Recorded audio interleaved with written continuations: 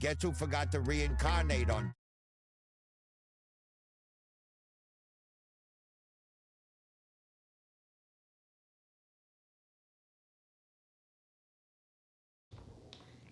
Okay, welcome. Nothing beats a Jet 2 holiday. All right, so for those of you that are consistent listeners to our podcast, you'll notice there is no traditional intro because we are doing it live today. We're going to give this a go for a few weeks. Look at Nas. Nas, do you need glasses? Semi-scripted. I wouldn't say scripted, more of an outline, which we usually toss about 8 minutes into the show. Yes. But welcome. We'll go on down some tangents that are not Sarah and Per, welcome to the pre-show show. Ketchup as well. He looks like he's chilling. Oh, where Haunted first-time chatter. Where do you? Oh my God, that is awesome. Welcome. But Ketchup. Barbecue's always on, man. Don't worry about it. The Nas captives are here. So for those of you that do not listen to the podcast and are just tuning in for us on Twitch, this is A Soccer Fan Walks Into a Bar, a weekly soccer podcast with myself. I'm Dave. I have Diego and Nas to my left, your right, as you're viewing. And we basically will cover kind of our lives briefly through the week, and then mostly Premier League action. We do cover some of the other leagues, continental Europe, some MLS action as well, predominantly our local clubs. We do have a segment during the regular season called 100 Miles to Home. That is New York Red Bull, NYCFC, Hudson Valley Hammers, Westchester SC, some of our local lower level, Cosmos coming soon, hopefully. Brooklyn FC will be coming soon. Oh boy! So we might have to spin that off into its own weekly show. Absolutely, yeah. The New York. Yeah. Imagine 2 hours only in the English league. Well, and I don't know if you saw Brooklyn FC as a general manager just hired U.S. men's national team legend Brian McBride. Oh shit! Okay. But yeah, no. So that will be its own spin-off. Yeah. 50 miles from home. Yes, we have cracked open a cold one with the boys. Yes. Cheers, guys. Per, someday you'll get some of these as well. Did you know that that's a necromancer's First thing you favorite do, thing to we'll send you some. What's up? That's a necromancer's favorite thing to do. Crack open a cold one with the boys. Crack open a cold one. All right. So on that note, Nas, I know how your weekend went, at least on the pitch. Diego, how about you? What were you up to this weekend? How's it going? No, good, my friend. It was a relaxed weekend, actually. We had events and stuff like that. How was Halloween? Yeah. I know we briefly talked about it on the Pour Over our Saturday morning lots show. Lots of costumes and game night and karaoke night. Both of them. Listen, I'm in that sense, happy to be wrong. I thought it was going to be a ghost town upstairs. No pun intended. No, it was busy. I mean, we know for pre-gaming where everybody left at around 9:30 and went on to do the parties. I was on my way to bed at 9. But no, it was fun. We had a great time. Great singers. Our manager Derek, shout out if he ever watches this video. He finally experienced karaoke. Yes, we hated it. We love Derek, and that's exactly. We should have put that into our predictions. We should. How will Derek feel about karaoke? But no. It was a great weekend. Soccer-wise, was incredible. Best freaking weekend that Nas could have ever had. An incredible soccer weekend. On top of that weekend, on Sunday, for the first time in forever, first time in nothing. I did nothing. No way. I sat on the couch. Nice. Watched TV. D was working. My parents had Riley. So I turned on soccer on one screen and I turned on anime on the other, and I did nothing for about an hour. Oh man, that is no beautiful. video games? Nope, I just did nothing. No, because that's actually part of the hustle. He does that all the time. No, good for you. I was hoping to do that yesterday. I mean, yesterday for me was pretty chill overall. We did go to a friend's house where there are 4 kids within a 5-year span. So that was, that's always interesting. They for days and days and days will say, hey, can we hang out with so-and-so? Can we hang out with, and then they get them together. Like within 5 minutes. 2 of them are crying. The other one's, it's like, I don't know. But here we are, a happy Monday. plenty of soccer to cover. Yes. A little bit of mixing up among the top third of the table in England. So let's jump right into that. One of the Saturday matches we had, well, not had here, but Nottingham Forest hosting Manchester United. And it was not another win for United, but away from home, they do get the 2-2 draw, keeping that undefeated streak alive, which, again, any other era of Manchester United, you'd say, like, this is what we're proud of. But right now, I mean, I think it's more of Forest's loss than United's gain, because Forest were up 2-1. They looked good. They looked like they were turning things around, and United was able to score that second goal to bring it tied, and that's how the game ended. Yeah, no, I mean, it's. I think what we need to do is kind of forget about the last 70 years of Manchester United, Look at it and now. take them for what they are right now, and where they were, in the last 2-3 years. Really, it was up and down. Obviously, since Ferguson left, it's been a nightmare compared to where they were. Moyes obviously did not work out. Louis van Gaal didn't work out. Mourinho, the list goes on. Ole Gunnar Solskjaer, a lot of the fans didn't like him. Yeah. I liked him. I thought he had the United DNA. Obviously, he's a proven champion at United, a cult figure there at United. Yep. And it wasn't always the best football, but he got them far into Champions League. I think at one point he had like an 11 or 12 match unbeaten streak. Eventually, it may have been one of these guys that is good enough to get them to the level, but not push them through. Yeah. But really, since then, it's been all over the place once again. So after a year and a half, maybe 2 years, Amorim finally has something going to show for it, at least. And if you take this United squad in that 2-year, 3-year vacuum, I think you have to be thrilled as a United supporter. Yeah. I mean, the thing is, the chemistry is developing now. It is. And that is the game changer for them. I was listening, I can't remember what radio show it was. I was listening, I believe it was this morning, talking about like Casemiro and Bruno Fernandes are starting to gel together. Yep. I mean, I've been probably on record on this show. I'm not a big Bruno Fernandes fan. Mm-hmm. I don't think he's worth the captaincy at United. The whole thing, I'm not a Bruno guy. But he is starting to come into his own more so. Take this squad by the scruff of the neck. Yeah. I do think he needs a little bit more in terms of leadership if he wants to be the United captain. But again, they've got something going here. They're moving up the table. They're still out of the European spots, excuse me, but they're literal points out. Like they're within a match of basically second place. Am I right? Is that what I'm not making that up, right? No. I mean, they're three in points 8th place. Second. Yeah. 8th place on 17. Second place is their city rivals on 19 points. I mean, listen. Aston Villa up is 4 points away from second place. Like, that's how close this is. Right now, everything. And for reasons we're going to talk about throughout the show, there is a 3-way tie at 18. There is a 3-way tie at 17. And then a 3-way tie at 15. A 3-way tie at 15. So 4 points are, 3 points are separating 9 spots. We have we were talking about it pre-show. We have a manual Premier League table here that we use like board pieces, and we have run out of ones. Yep. Because of all the tight rankings here in the table. 10 teams at over 10 points. Nope. So that's kind of like the situation right now. So because of that and the attitude and the situation they find themselves into, they could use this as a bolster and just, say whatever. We're going to ride or die, and we're just going to do what we've been doing. And if it works, they can find themselves third, fourth easily.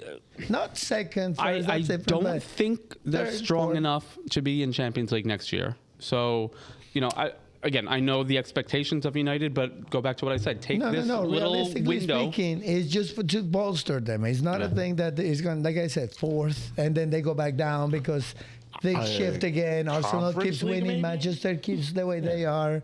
Liverpool finds his way a little bit. So they go down to 7th, 8th. Yeah. 7th, 8th makes sense for them. You know what I mean? I agree. I'm with you. So- You know, could they get as high as second? Absolutely. Yeah. Could they fall down to 13? Yeah, no. Also, Reasonably yes. speaking, they end up between 7 and 13. You know, I want to say on the higher end of that spectrum. But that's a good year. They show that they can always start competing on the top and, you know, surprise people getting there. And after that, you know, that's something that encourages your players. Yeah. And something that Aaron says with Arsenal, their demeanor in practice has changed. You know, the videos that Arsenal shows of their players training and all that, you know, they seem to be gelling, like you said. You know what I mean? And that shows more off the field than on the field, communicating, you know. Yeah. all I mean, that. and obviously winning cures a lot of those issues, you know. Yeah. So when you're winning, when you're getting, even if you don't play great or have an off day and you're still getting an away draw, Yeah. you know, things tend to be much nicer in the dressing room. So, so all right, we talked about the 11th to second place is only a 4-point gap. Yes. But well ahead of them, 6 points ahead now of Manchester City is the Arsenal. So they traveled Gunners. away to Burnley, which we thought was going to be, I don't know if tough match is the right response, but it wasn't going to be a walk in the park going to Burnley. I mean, you sat. They ran a 5-4-0-1. Yeah. Like a one striker and 9 defensive players. Yep. I didn't. At one point in time, someone said they saw 6 on the back line. Like, It was. It was pretty interesting. It was pretty negative football, from a pundit standpoint. I'm glad that Arsenal was able to break it. As you could see, it did change, however, in the second half where things kind of mellowed out. But No, you have to appreciate the tenacity and the control that Arsenal had. You know what I mean? That's one thing. 0 shots on goal. Yes, they were playing with no strikers. It's But seven that's seven still games kinda in a like- row. that's still like one thing according to what I'm looking at, they did concede 1 shot on target. They have conceded yeah, 3 yeah, shots on target in the last 7 games. Yeah. I think is what it was. And that's the thing. It's causality. All right. So the whole scoring on a set piece, it happens because the teams pretty much Play defensively against Arsenal. Yeah. The clean sheets and the low shots on goal stems from the same reason. Right. So everything is a cyclical thing with Arsenal, and they're managing it well this year. And that is the thing. That is the difference in Arsenal from the past few years and this Arsenal right now. They're not losing the control of the game. At the end, they're actually gaining that. They learn that, the beginning is not what matters. Closing up a game is what really counts. And I mean, we can see out of all those victories, a lot of them have come out minute 60 and up. Yeah, Especially with the substitutions. Set pieces or no set pieces, I mean, you got to figure it out. If they have 6 people in the box, what are you going to do? You can't dribble your way through them. You got to create a... I mean, the analogy is, when people complain about NBA players getting, too many foul shots. Yeah. Well, that's because he's attacking the rim and forcing you to make that decision and maybe foul him. So Literally. we obviously we bust chops here on the show, but there is that thought out there, in the soccer world that like all they do is get set pieces and score from him, and that's it. It's boring it's football. A reason. There is a lot of different things that happen. I mean, but you saw it. It took them 18 minutes to get their first corner, and then they capitalized on it. It didn't take 7 corners to capitalize on one. Right. It was 1 corner, 1 capitalization. And listen, everybody has a strength, and we're going to talk about it down the road as well. I sent a pretty funny meme. I don't know if you saw it. That is the reality of football. You pay players, you create schemes for a reason, and they work. So, maybe we'll post that up later on somewhere. But yeah, that is the way it is. You have a strength, and you use it.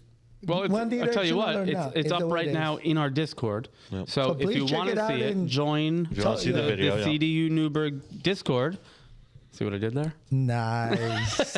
Well, here's the thing.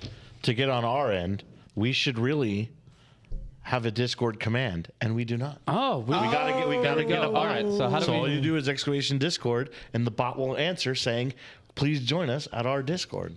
We got to get that set up. Duly noted. Sir. Nas, we'll All right. we'll have a conference call after this show is over. Get a bot going. I'm aware We'll of get a how bot those things work. Yep. I have no awareness on how to implement them. So I'm just the pretty face here on the show, okay?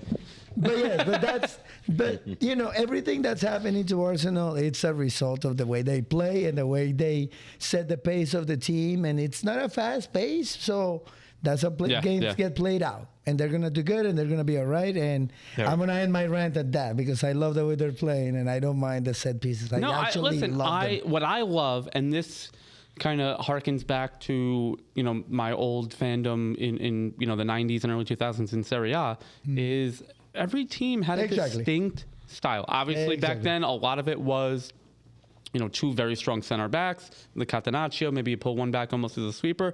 But it was a struggle to score, and soccer is not one size fits all.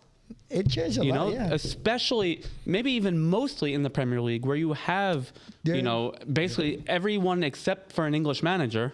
I actually have something very close with what you're saying to say in a future match. No, we'll talk about it when we get to it. Okay. Yeah? All right, so I may be more happy for Nas than Arsenal winning 2-0 with Spurs at home losing to Chelsea. Yes. So what a weekend you had, Nas. This is absolutely incredible. Everything you asked Arsenal wins 6 points atop the table. Tottenham loses at home with only one shot on target. And Thomas Frank,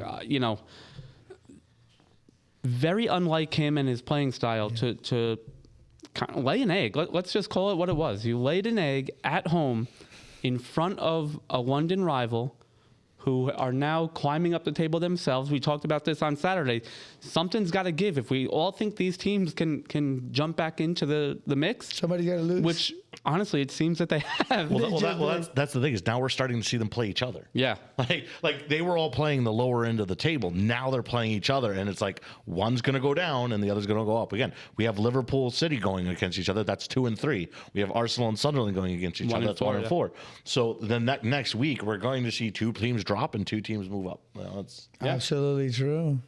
Yeah, that is 100% true, and it's going to be an exciting situation for us to talk about. Yeah, I mean, Bournemouth played City, played well, but Bournemouth's only 2 losses right now are City and Liverpool. Yep. Yeah. Who again sit above them, but that's expected. Right. Yeah, no, absolutely. I was about to mention that comment, and then I realized it was you. It was me. Yes, someone said Tottenham. Yes. But yeah, I mean, this is just so now Tottenham and Chelsea are level on points. Yep. I mean, this I don't ever remember outside of the last couple weeks of last season. I can't remember a time where the Premier League table was this tight. Close, yeah, super condensed. Nobody is pulling themselves away. Just Wolves, but in the wrong direction. In the wrong. I mean, listen, Forest is joining them. West Ham jumped Forest. Yep. There's action in the relegation zone going on right now. All the places. But if you remember, we at least I remember saying that Wolves, I don't see any way out of this. They did fire their manager. Yeah. So, we'll see. Maybe they get the new manager bounce. Maybe they change things up. So AI was very wrong. Remember back in the last year, at the end of the year, I actually did an AI analysis of next season, and they said with that, Wolves are going to be in the top 10. Yeah, top I do 9. kind of remember that now, yeah. And we said, Forest, I don't know. I remember saying it myself. I think they got it wrong with hiring Ange. Well, where do they go from here? Well, everybody gets one. And here we are with that. And we said West Ham, as poorly as they've played, you see they have the talent. They have some ability to score goals and maybe get out of this. I mean, again, Forest didn't look bad in the United game. It just they got unlucky at the end. So, all right. And what's our next one? It's been the definer for them in the past 5 games. It was Tottenham, Chelsea. And now, after that, another team that's been struggling of late, Liverpool at home to Aston Villa. Yes. They did get the win. They got back on the win sheet here, 2-0. And maybe most importantly, regardless of the result, is a goal from Mo Salah, which, it has been, again, we talked about it briefly on Saturday. Yeah. some comments by Obi Mikel, about how close Salah was with Diogo Jota. Maybe that's affecting him more than a lot of people are letting on. So, for him to kind of get off the mark again and score and get a win. Second goal was by Ryan Gravenberch, by the way. Maybe this is what they need. They have this win. Who do they have next? Do we know? Champions League, right? Yeah, let me just bring up. I don't know. I saw the second goal though was definitely heavy. Oh yeah, that was a double deflection into the thing. It was and No, that's the thing, Diego the and I will be problems are live still streaming there. this match tomorrow. Yeah. Home against Real Madrid. okay. Ouch. Yeah. Yeah, that's a tough one too. We'll see. We'll see. And then That's back to the board. at City. Yeah, that's back to the board. So it's a tough road ahead for Liverpool, but if they somehow pull it around against Madrid, you can see them trending in a different direction. But I mean, exactly. Like you said, if they can get that moral victory and an actual victory, like a good victory against Madrid, maybe. But the problem is there is a deeper situation in Liverpool. It's a matter of adaptation, like you said. Yeah. Soccer is not like it was. It wasn't like your system was your system, and that was it. Because now there is analytics. People figure out what you're doing. You gotta be able to switch it. Depending on what is necessary. I heard and they that's have, not something that Liverpool can do right now. They can't. I heard adapt to Liverpool anything. has a player that they're trying to get used to the Premier League. Is that true? Is it Isaac, right? He's not yet ready. Yeah. He's not yet like used to the Premier literally, League. Yeah, Isak, He doesn't know what to do. Florian Wirtz. No, that was the joke. Is I know. that people make fun of Gyökeres with Yeah. 6 goals, but then they're saying that Isaac has to get used to the league he's still in, that he's been in for the whole time. That's the joke. Oh. Yeah. All right. Yeah. So the last Premier League match we will take a look at, Oh man. Man City hosting Bournemouth. We framed it up, quite well. I thought, 5th place Man City hosting 2nd place Bournemouth. Bournemouth fans nationwide, globally, are on cloud 9 right now, even with this result. It was a 3-1 victory. Do I have that right? Yeah, 3-1 victory for Man City. 2 goals from the striking Viking, Erling Haaland. I said it in... I can't remember if it was in Discord or in our, the Bournemouth group that I'm in. I think I don't think Erling Haaland is the most talented player in the world or even in the league. I think he's the most undefendable player. Well, What do you do against him? Yeah, he's dominating. He's I don't not know. necessarily a Gabriel thing. found out. Well, I don't know. Just ask him. I mean, you're always going to get someone in the Get back. in his- You'll have games where You have to Cristiano bother. Ronaldo or Messi, but you have to bother him. That's the issue. You have to bother him. If you don't bother, if you don't get in his ear and bother him, Yes, he's gonna yes. push. You gotta But talk shit to here's him. the thing, though. You get in his ear and bother him, And you piss him it's off. 50-50. He might score 5 goals on you. Just because you play, but that's the risk you got to take in a player that level, because he really is physically unstoppable. He is. Speed, strength, height, like he dominates on all those marks, and that's what I was going to say about Just go for the adaptability. knees. That's it. Just go for the knees. Imagine Pep Guardiola's teams will never play the way they're playing right now.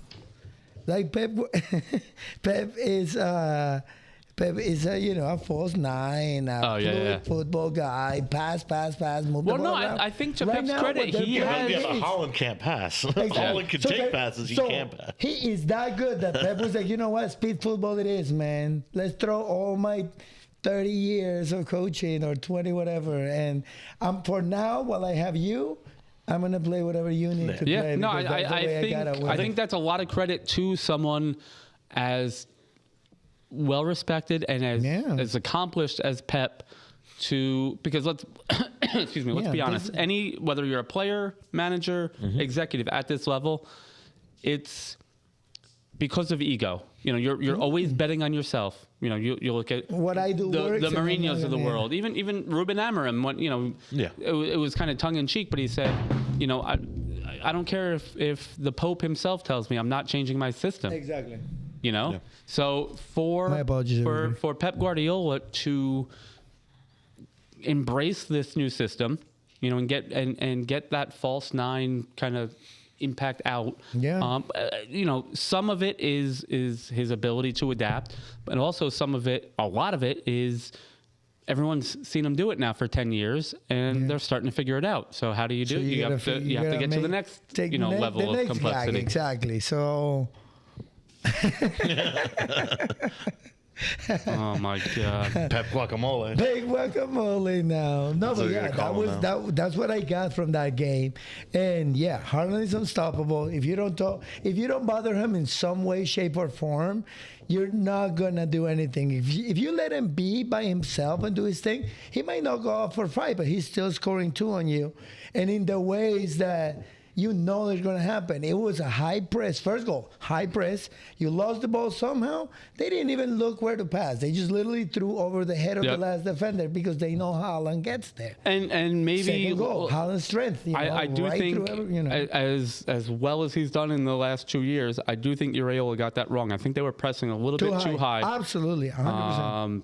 But again, you can't give them everything. So you have to try to take one thing out. Uraola chose, that in-between pass, and he got burnt on it. As much as, exactly. And I agree with you 100% on that. But that was the right call, I believe, because it was a trust in your team situation. Listen, should we do this? Maybe not, but I trust you guys. You guys got this. Lose or win. Not only that, but think of the optic it would be. Obviously, we are even you as an Arsenal fan. We're very pro Bournemouth on this show. There's no hiding that. Yes, I'm pro Bournemouth. Yeah. I just wasn't on the last match. Right. But to think of the optic that the pundits would have if the second place team in the league parks the bus. Yeah. You can't do that. So give Iraola credit whether he had that in the back of his mind or not. But no, this is who we are. This is what we do. This is how we're going to play. We are, at least we're the better team. They're going to adapt to the way we play. Yep. And I give Iraola a lot of credit. 100%. And you know what? After, at one, obviously, Tyler Adams scored his first ever goal for Bournemouth. Yes, I wanted to say that. Thank you for beating me to it. And after that, and into the second half, there were a lot of quality chances from Bournemouth. They were putting it to them. A lot of the Man City fans that were upstairs were very complimentary of Bournemouth. Obviously, it's easy to be complimentary when you've won 3-1. Yeah. Yes. But you could say the same thing of Liverpool fans in that opener when Liverpool won 4-2. But it was a fight, and I'm just looking at the stats now. Bournemouth outpossessed Man City. Yeah. Yeah, no. Man City again. Pep Guardiola will never have recognized or respect the team playing this way, the way City played. It was the antithesis of, Guardiola's soccer, but that was the way it was presented, and that's the way they play, and that's the way they have to win now. Okay. Yeah, no. That's the way they got to win from now on. Yeah, I was just looking at the Manchester City 3-1 at Bournemouth. It wasn't the days of Aguero and smaller, faster, more skilled players. This is a true actually, I think this is like the truest form of English soccer we're gonna see for the next few years. The biggest, fastest guys you can get the horses in there. City soccer is gonna be coming back to the early 2000s of soccer. Just throw the ball out there. It's just the way I remember it. All right, so let's switch gears and we will go over to the MLS. Naz's favorite topic in the world. Yes. Yeah. We're going to do results. We're going to do some quick... I'm just going to read down some of the results, and obviously we will, for a little bit longer, we'll talk about NYCFC on the tail end of it. But Philadelphia won 3-0 on the road, so they have advanced. Nashville, hosting Inter Miami, did win 2-1, so that will go to Game 3. The one goal from Miami was from none other than Leo Messi. And Lionel. Portland beat San Diego in a shootout, so that'll go to a third match.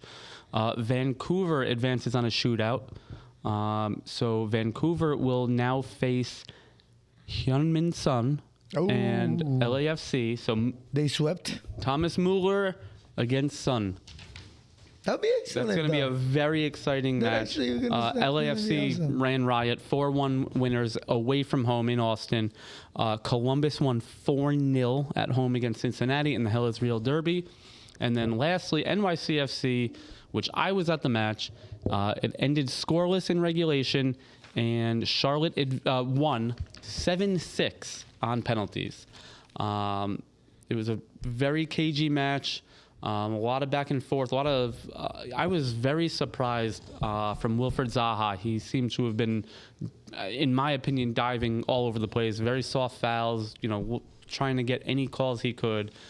He nearly got himself a yellow card and potentially sent off for going back and forth with the player and the referee. But NYCFC will now face Charlotte Friday night. 7 p.m. We are working on maybe doing a little bit of a live stream for that one as That would be well. awesome. So if Naz and Diego want to join me, that'll be another great one to watch. Although I might not have any fingernails left. And lose the possession. Yeah. I think at this point though, I think it's LAFC's to lose. They've just been playing such good So football. good. Yeah. dude. Yeah. It's I don't know. I mean, it's hard. the MLS could not be happier if it were LAFC against Miami. Absolutely. I mean, that would be, you have, let's face it, the two biggest stars in the So far, MLS. right now, maybe the two biggest stars or two of the biggest stars in the world. yeah. I mean, I remember I acknowledged this a couple weeks ago. I did not think Son Heung-min would have the impact he's having. Not on the field. We never thought there was going to be an issue. Yeah, we out knew the he field, would yeah. be a star in LA, but Can we say it's scripted yet? The Dodgers did just win. Ohtani and Yamamoto did just win. oh boy. LA is the biggest market, man. It's a reality. So, but nonetheless, $1.2 billion worth of pitchers just won the World Series. eesh. Yeah, I don't know. So it was funny. There's sidetrack about that actually because I was talking to Derek upstairs. He's the baseball guy Derek here, is a baseball guy, yeah. and I was asking him, it's Game 7, who's gonna pitch, and they're like, this guy. And I was like, told what do you you mean? Ohtani was going to pitch. Exactly. I told him too. Exactly the same thing. You guys didn't we were believe me. talking about it, and he was like, "Yeah, no, this is gonna be, one of these other guys." And I was like, "What do you mean? Why is Ohtani playing?" And he was like, "Because he just pitched 2 days ago." And I was like, "Okay, and." Yamamoto He was pitched like, 2 days ago. yeah, exactly. Yamamoto Is the- pitched Game 6 and 7. And 7, exactly. Is this a World Series? He's gonna play. He's like, no way. And he went into the medicine of baseball. He's like, yeah, you can't do that within a day's rest because your arm literally is just not ready. And I was like, listen, he's a very disciplined player. Japanese culture, when it comes to sport, is military rigor. So, he's used to being abused when it comes to, his physical capability. So he knows how to push through. He said, absolutely no, absolutely no, absolutely not. What happened? Yamamoto and Ohtani ended up reaching that Game 7 with 1 or 2 days rest. So that is one thing that this type of players showed the rest of the league. You know what I mean? Yes, you are the superstar, but that doesn't put you above anybody else. Yep. And that is what this new superstar that come in, including the MLS. Yeah. That's what, that's what Son is showing as well. That's what his charisma comes from. Being regular, being hardworking, showing that side of an athlete, that positive side, selfless, And I'm in for it. That's why I was saying that he was going to be such a success because we all relate to him. No, I give you 100% credit. You absolutely nailed it. I again said I'm not worried about him on the field. Yeah. I know he's going to be wildly successful, on the pitch for LAFC in the MLS. Again, I'm just taken aback at globally the following he has still now as an MLS player. You know what I mean? It's not like he's, the LA fan base is eating well. Obviously across from Asia, in continental Europe, you're seeing, the same way you saw Miami jerseys all over the world. You're now starting to see the black and gold All over Europe. All over exactly. Europe, And it's all funny over Asia. because they also say because it's LA. Again, LA, huge Right. Oh, market, yeah. worldwide, a thing that you can wear. Those letters carry commercial weight in the world. Of you course. know what I mean? So like if it's LA, you're gonna jump in it even if you have no idea what the hell it is. Yeah. Oh You know yeah, of what course. I mean, there's people that wear Yankees and not even knowing Yeah. what they are. Yeah. So those it's New York. Exactly. Oh, okay. It's New York, it's LA, but having that superstar attached to those, it's just a perfect combination.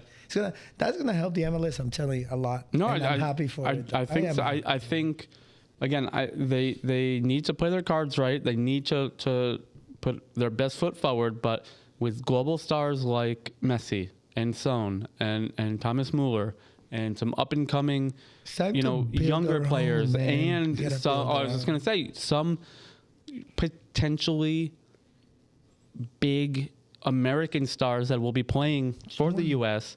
with this World Cup coming up, with all eyes on soccer in America, whether it's the World Cup or the league. Yeah, I actually think that is the most important part. Other than that, actually above getting past quarterfinals or whatever, the 6th game that you guys usually get us stopped at, setting like ground bases for the players. Have a great player that shows how does amazing things, and that find a face, find the new soccer of actual USA and soccer. let's not Alaves, forget Meola, one of those guys. Well, I mean, it could be Matt Freese, NYCFC goalkeeper. Speaking of Meola, that would be cool. Could be a guy like Diego Luna, depending on where he fits into the squad for next year. Yeah. It could be a guy like Max Arston, who's playing in Columbus. Yeah. I'm trying to think of some of the other guys. Aiden Morris, maybe. Sebastian Berhalter up in Vancouver, showing well. Alex Freeman down in Orlando. But let's also not forget, a lot of the Central American and South American national teams also have a lot of players playing in MLS right now. So you have those potential guys that are maybe. We as Americans following the MLS maybe don't think of them as a face for the game, but here it is. Yeah. You have Chucky Lozano playing playing in San Diego. Yep. Obviously Chicharito is come and went, but he played in the MLS as well. Oh, he helped a lot, man. So you have that as well. I think it is could be a transcendental period for the MLS if they play their cards right. Yep. So far, I am not really happy with the way they're pushing things, just because I think they could be doing so much more to build the game, and even if you're not first and foremost building MLS by pushing the World Cup and all that stuff, you're gonna get all that on the back end. Like, why as MLS are we not doing more to grow that part of the game, knowing that you're gonna get hundreds of millions of fans coming up here, or just Americans, the same way we do with the Olympics. You get non-soccer people watching the World Cup. Yep. How do you capitalize on that? You put out a good product right before and after that, and keep these fans engaged. Absolutely. I mean, that is how all this started. Obviously, we're all soccer people anyway, but we had so much generic interest post Qatar World Cup, and we said, you know what, F it. It's a Wednesday afternoon. Mm-hmm.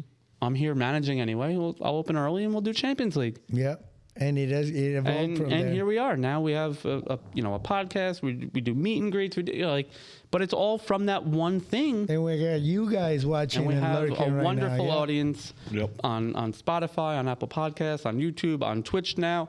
It's a build-up. But that, we did that kind of after the fact.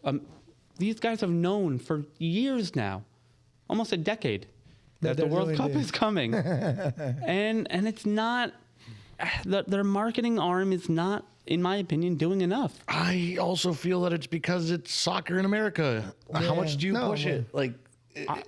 People I don't know. You can push the Super Bowl as far as you can go, and with soccer, people just don't.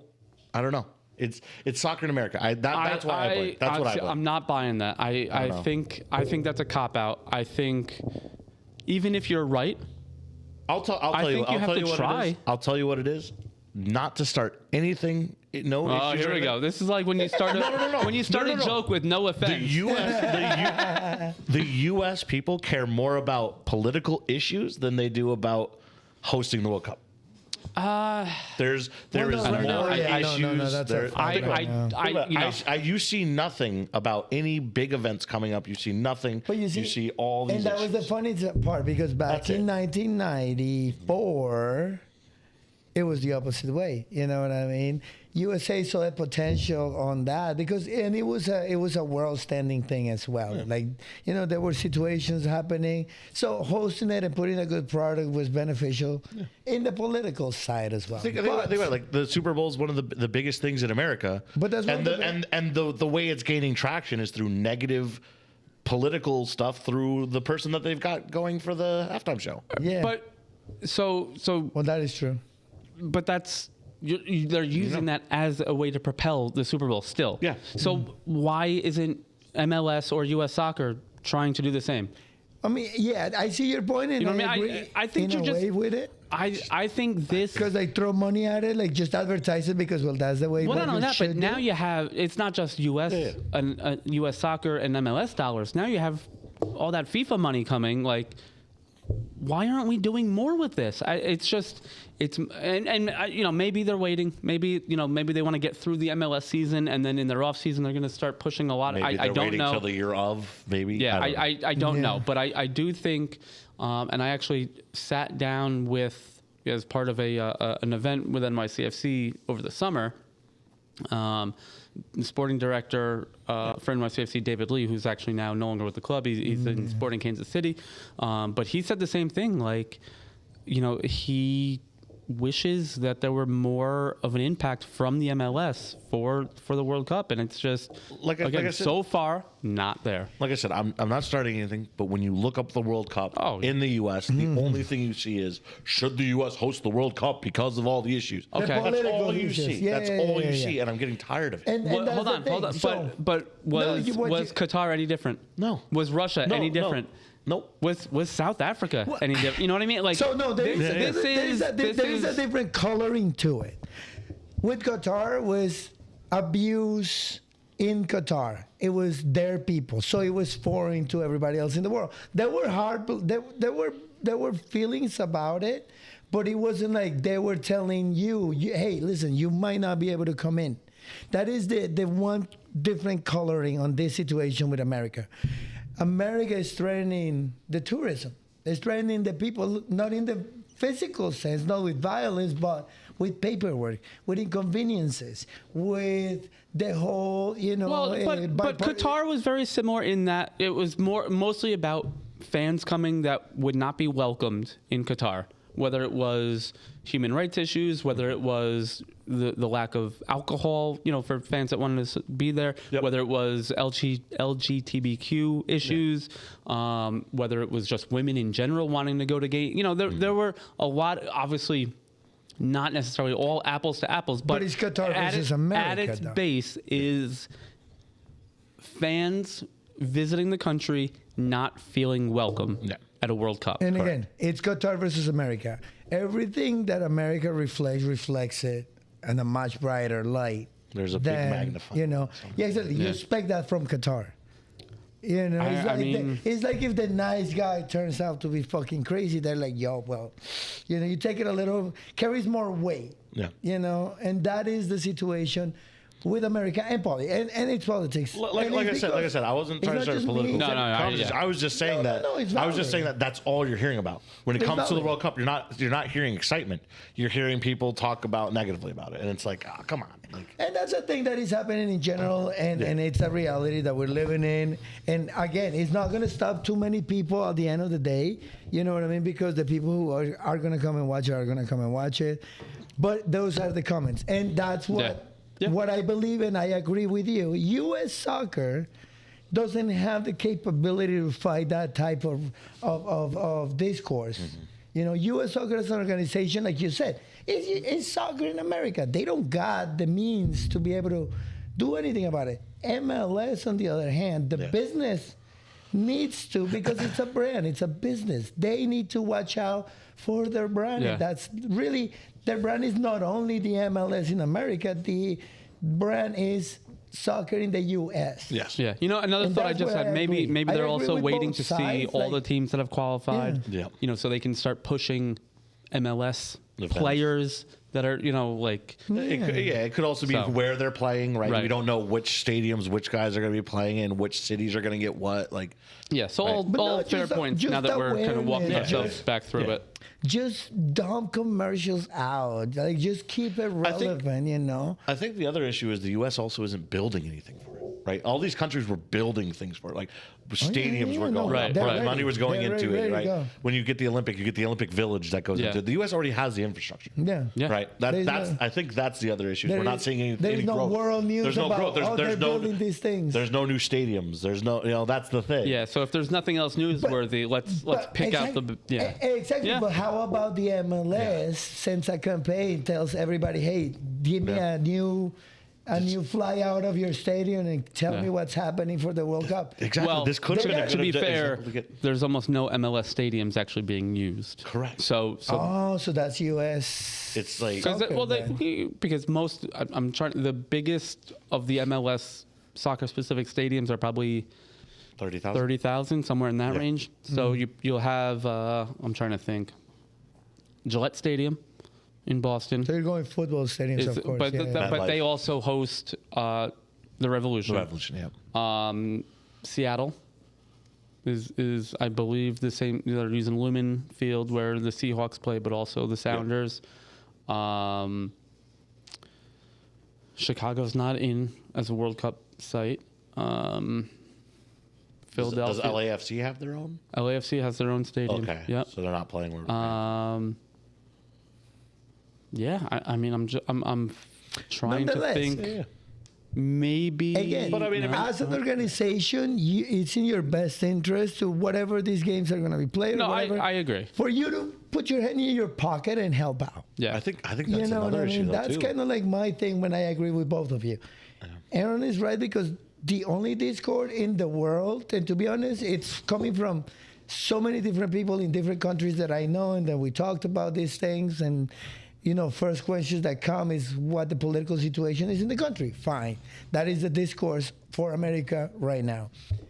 But there is a thing that, the MLS is a business because it's not as a national organization, as a business. Business carry more power in America than public organizations. That is just a reality that happens. They need to push and help and, Yeah. get their hands dirty, like basically, you know what I mean? Yeah. You got to work for your brand. Otherwise, Yep. it's not happening. And I mean, you know. how do we feel about the soccer games being played in football stadiums now?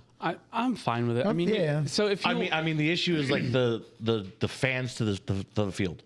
yeah, right? I mean, but that So- has been a thing. But that's if you look in Europe. Yeah. It's only a European That is thing. a very big thing in Europe, though. Also, obviously, that's starting to change.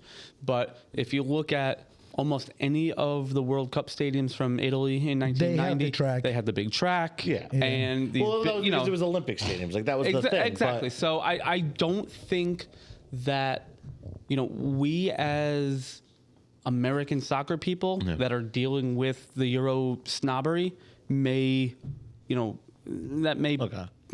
perk our ears up a little bit more. Thinking that. Yeah. As far as I'm concerned, big stadium as long as it's on grass, I'm a happy guy. Now, personal opinion. What do you like better, close or far? I like the track I like better. close. You know why I like the track better?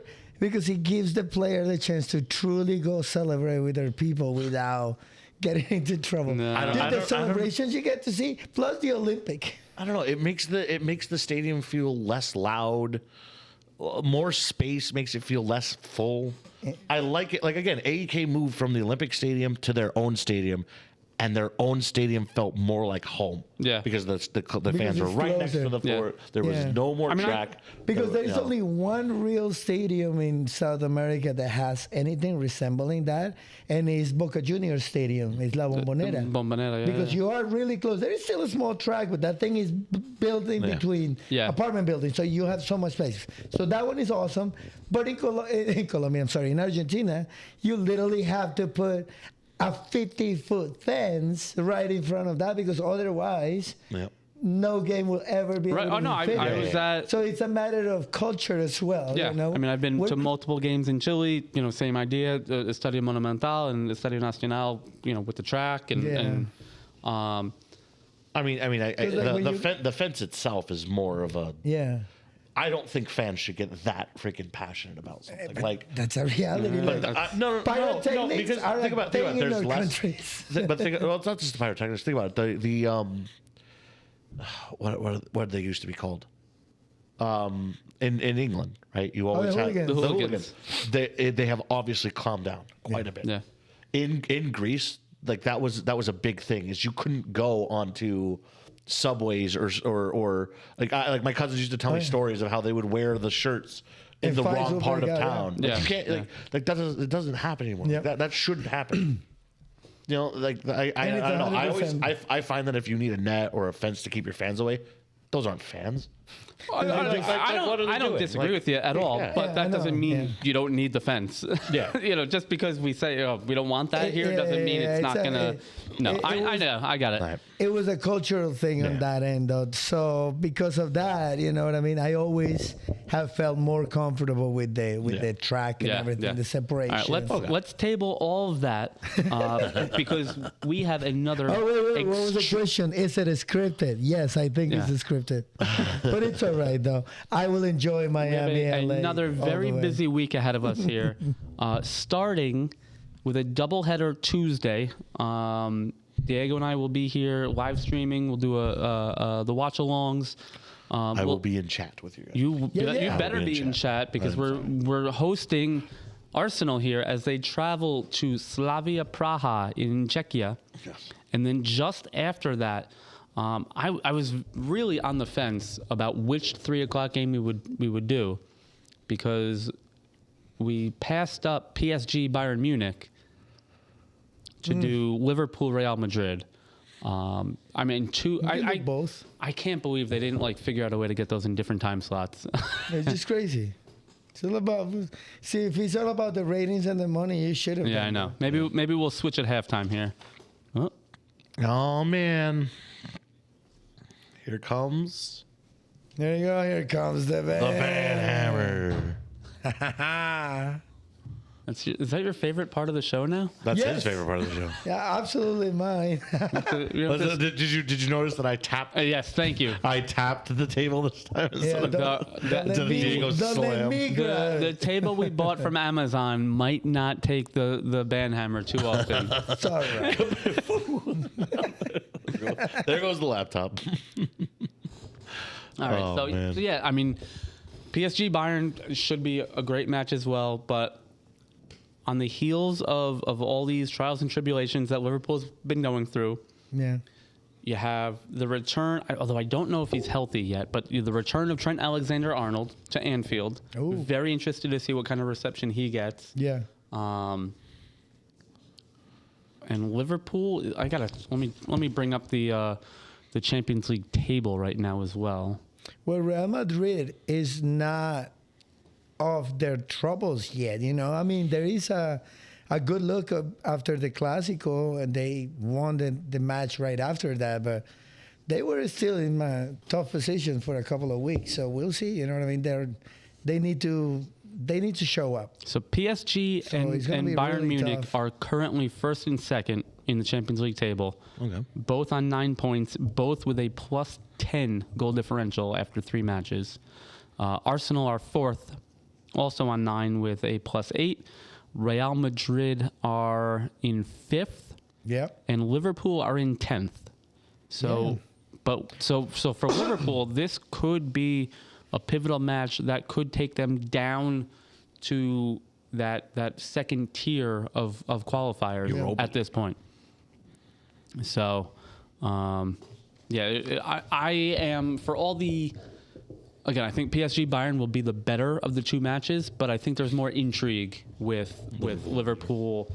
With everything they're going through right now. Listen, and there's nothing to stop you at halftime if it's a boring game. Switch on over. Exactly.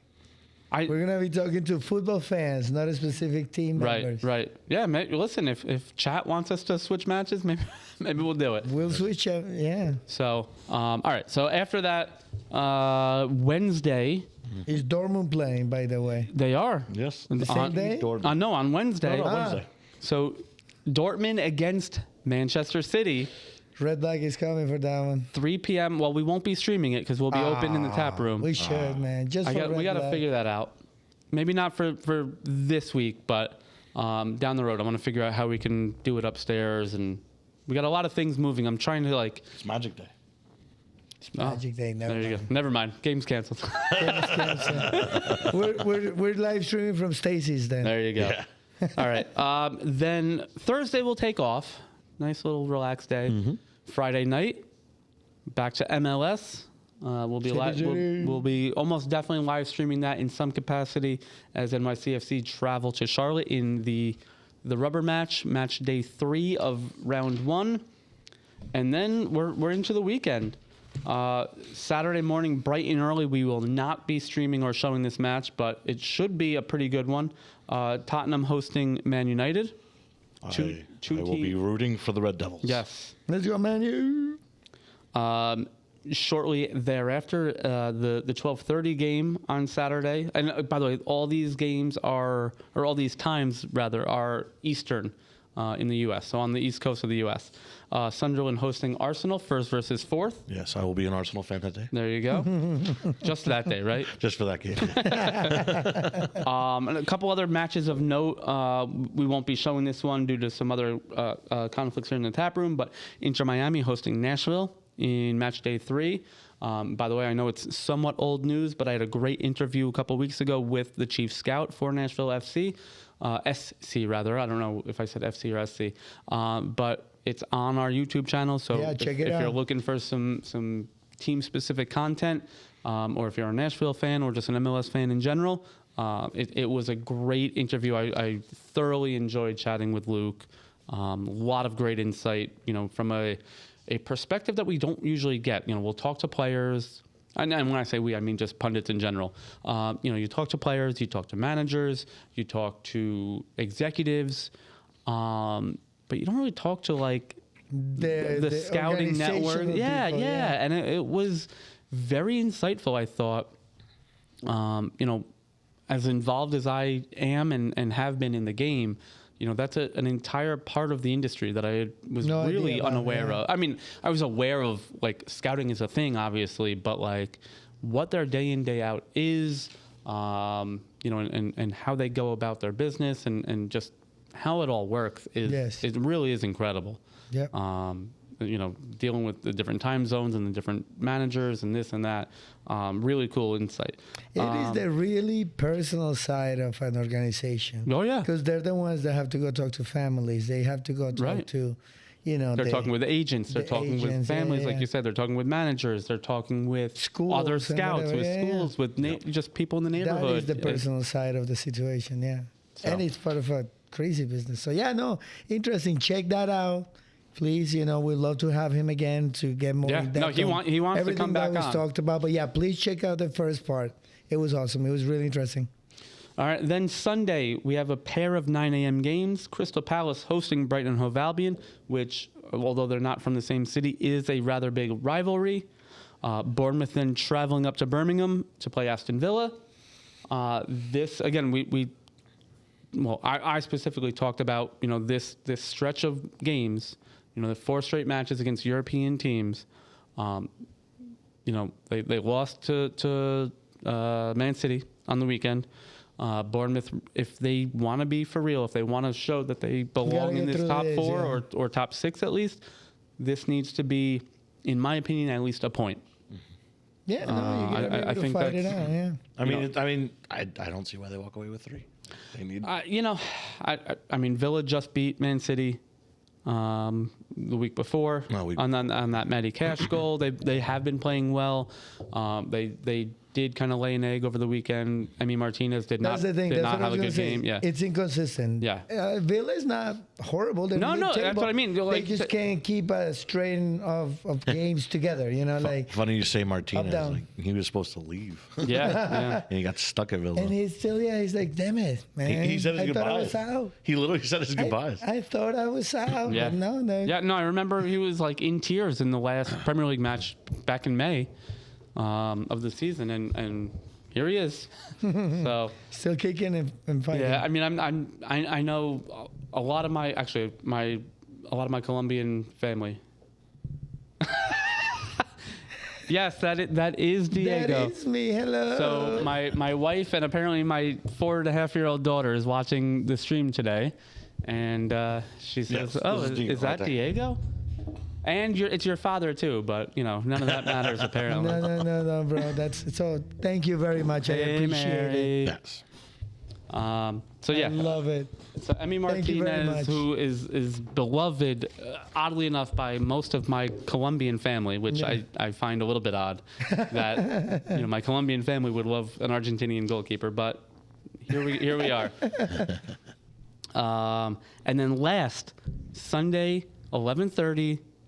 Another this has been a big match the last 10 or so years anyway, but second versus third, Man City hosting Liverpool. Yep. Liverpool will be on the heels of, obviously they won 2-0 over Villa on the weekend. We'll see what their result against Real Madrid is midweek. Man City had a big win against Bournemouth. We'll see how they do against Borussia Dortmund midweek. Yeah. This is going to be, the fireworks, the pyrotechnics, everything will be out. This is the match. No slight on Sunderland Arsenal. This is the match that everyone wants to see. Yeah. No, it's really, this is the measuring tape for both of them. They got the victories. The struggles are kind of like succeed right now. They seem to be in a confident spot. So this is going to be a show. And it's important for Arsenal as well, keep the difference. A tie would have been like the best thing that could happen. Yeah, that'll be a great Both of them can lose, but a tie will be optimal. So, no, it's the match everybody wants to see. All the teams. We as Bournemouth fans, we want to know because they're both ahead. Right, so again, discount points. They're only 1 point. One of them is 1 point up. The other one is tied with us. So a tie from them, a victory from Arsenal and Bournemouth put things right back up, 1 and 2. Yeah. Well, listen, so like I said, there is interest in the game. There is, yeah. Yeah, it was a perfect weekend this weekend. Yeah. Again, Arsenal needed the bottom 4 to either lose or tie, which happened. And now all by is bottom 4, he means the 4 the 4 next underneath, the 4 closest to Arsenal. The 4 below them, yes. Yeah. And now all they need is the 4 below them. They need City and they need to beat Sunderland. City, Liverpool draw, and then if Bournemouth wins, Bournemouth wins. Bournemouth wins, exactly. Sitting at 28-21. Yeah, no, what had needed 7 to points. happen, Christmas came in yesterday for Aaron. That was it. Everything that he wanted and needed happened. Now is clear way for Arsenal, It's for in the next few Arsenal's months. lap. So- they just need to keep up. Yeah, they need to So do it. if Christmas came early and he needs if he gets a draw at a Man City Liverpool, would we call that is that Greek Christmas, which is a little bit later? Great Easter, just a little. Kings. Yeah. Los Reyes Magos. There you go. The Reyes Magos. That's what All right, it is. so that is going to do it for What's on Tap. Generally, we finish our show with what we call One for the Road, which is just any kind of weird news and notes or things we want to talk about. just things we want to talk about that don't really fit into the narrative of our regular show. Diego, do you have anything? Yes, actually. Let's see. D-Mac, come on. James James. is leaving Leon. They're not resigning him. They're done with him. That's known, by all of us. But what I think is interesting is that there is a lot of American teams trying to pick him up. Yep. And I think that should be the move. He doesn't want to because of the World Cup, but I actually think that is the move. Get used to the fields as you're here.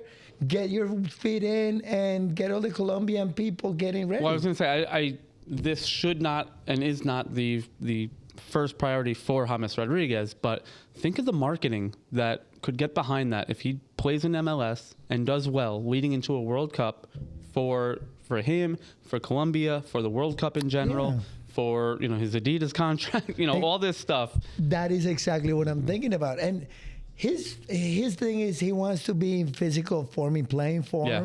And MLS is gonna just get done now. He's not gonna be able to play until February. So what? I mean, Son Heung-min has already talked about maybe just going out on loan in the winter. There's no reason why James can't do that. Henry did it. James, Henry did actually, it. my thing, if the Colombian national team is what Beckham did he's it. worried about right now, go back to Colombia and be the guy. Be that guy. Start training with every other player.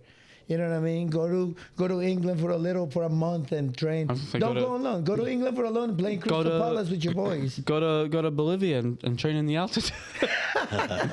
What, for Denver? Yeah. So speaking of, this is not my one for the road, but Aaron Ramsey, by mutual consent, just had his contract in Mexico also terminated after I think 6 matches. Damn. So the rumors abound of maybe him going to MLS or somewhere else.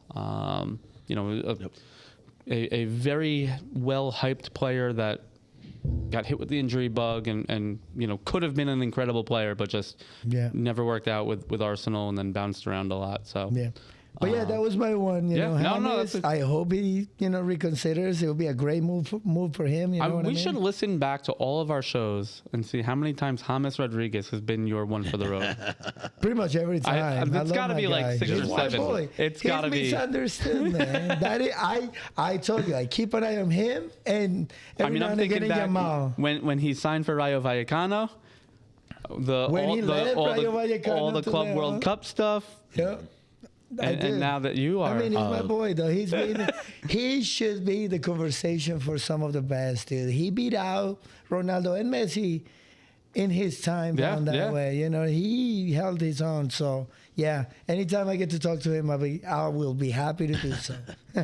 My one for the road is, again, Oberlin Pineda scoring a last-minute goal for AEK. To finish out, man. Yes. Cherry on top. He is ready for... He's ready for the World Cup to play as striker for the Mexico State. El Tri. Yeah. All right, so mine is a more off the field stuff. There's been a couple reports out regarding next season's MLS, specifically the DC United home match against Inter Miami, that they are quote unquote leaving they're going to keep their options open in terms of venue and potentially move the match from Audi Field in Washington, D.C.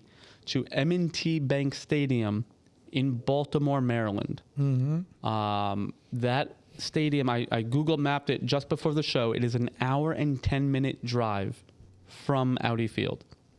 So it's not as though, they're moving it from, the soccer stadium to the football stadium within the same city. They're moving it from D.C. all the way to Baltimore. I think it's a pretty rough precedent, for a club to be doing this. I mean, if they wanted to go larger capacity, you have RFK, or not whatever it's called now, FedEx Field, I think, in D.C. as an option. But for a fan base that has been so maligned over the last few years with the way D.C. has struggled, to chase the bag. It's a slap in the face. It really does not look good for DC United executives, which, again, over the last few years, they've not been, the most well-regarded franchise in the league as it is. But over the last few years, I think DC fan bases in itself has bad. Yeah. Think about this. The In their last game, the Commanders quarterback just got injured. Yeah. The last 4 Commanders quarterbacks have been extremely injured on that field. Yeah. And So the it's Nuggets, scary to or do. not the Nuggets, the Wizards just can't get themselves together. DC United can't get themselves together. Well, the Capitals just won the Stanley Cup a couple years ago, didn't they? I would say probably 4 years ago. Has it been that long? Well, either way. So It's been a big Florida. It's been a Florida. I remember, It's been the DC United. Stanley Cup. DC United was the marquee franchise in the early days of 2018. MLS. 2018. It's been that long. 2018. They defeated the Golden Knights. They had an incredible South American connection. Marco Echeverri, Raul Diaz Arce, Jaime Moreno. Oh, yeah. Then you had the Americans in there: Eddie Pope, Bill Hamid, Jeff Agus. I mean, what a squad that was. But exactly it was. They won. I mean, I think they won 3 out of the first 4 MLS Cups. Yeah. Oh, yeah. Under Bruce Arena. Oh, yeah. Dislocated. So the thing was with DC is just a reflection of the city itself. You know what I mean? Like it's tough. It sucks because, by far one of the most important cities in the country, to be honest with you. It's where things actually happen. But it's going by the wayside because of its own situation, which we're not here to talk about. Maybe we'll do a podcast about it. I don't know if that is... Like, I don't know how much that... No, as a city, like Chicago's gone downhill and they're in the playoffs. No. The limbo of the citizens of Chicago. Everything is too expensive. Taxes Detroit, go nowhere. The Lions are doing all right. I don't know. You don't take ownership of that city. Like, they try to do something about it, and it's just like you don't support the city as such. As a citizen of the city of DC, you're not committed to all these other things. Your head is somewhere else. You got more important things to worry about. I don't. You may very well be right. I don't know. But at any rate, that will do it for our first ever live episode of A Soccer Fan Walks Into a Bar. Yes. Naz, Diego, thanks again. Faye, I love you. Thank you for recognizing me. Faye better be either in the bathtub or getting ready to go to sleep. Well, she's watching. Well, watch it later. I appreciate you for recognizing me. Yes. Mary, thank you for signing up too. You have such a recognizable face and voice. Oh yeah, especially the voice, the sultry grasp. Hey baby. If anyone in chat wants to keep the discussion going, I just posted the Discord link. Thank you, Naz. You are and we are going to in the next week or two. Thank you, sir. We will be on bot work. We will get a bot. We'll get a bot going. We'll get some commands going. We'll get. Hopefully, as we approach affiliate status, we will be able to get some emotes out for you and some very fun and cool and applicable stream-specific gadgets and gizmos and fun stuff. So thank you guys again so much for listening. Ketchup. And watching. Sarah, thank you for the follow. Captives. Yes, thank you. All the captives. You guys are all the best. We look forward to seeing you again. Appreciate you. And again. We'll see you Tuesday. Tomorrow. Well, yeah, when this episode comes out on Spotify, it'll be later today. But we will see you on Tuesday for our doubleheader of Champions League action. Make sure you follow us here. Share it with your friends. Instagram, Discord, obviously. We do have a Facebook page. We have a website, www.cdunewburgh.com. When we are ready, which will be in the very near future, with our first ever CDU Newburgh jersey drop. Oh, yeah. That will be on the website as well as our social medias.